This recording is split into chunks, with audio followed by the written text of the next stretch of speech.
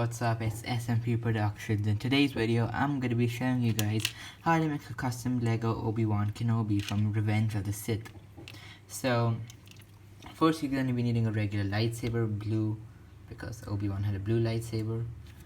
Then, starting off with the headpiece, you get it from Series 17, the minifigure packet,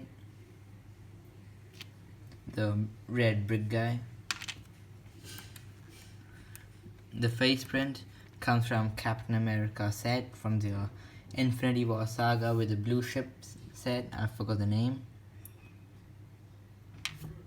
Then you get this set from the Duel on Naboo. This is entire Qui-Gon Jinn's body and the torso is Qui-Gon Jinn. So are the feet, nice dough molded feet.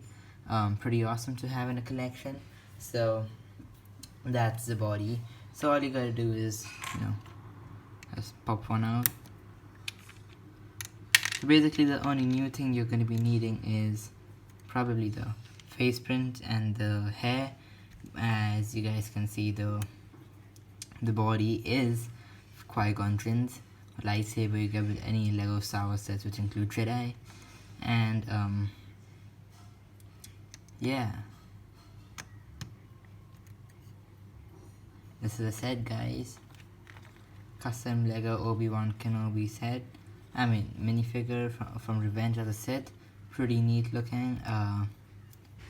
It looks kind of detailed, which I like about it. And only if the face print had come in orange, it would be cooler. Otherwise, it's pretty cool. Really like it. Thank you for watching, guys. Leave a like and subscribe to my channel if you guys like this video. And I make many more custom minifigures using Lego parts itself. The next video we'll be having is custom Count Dooku.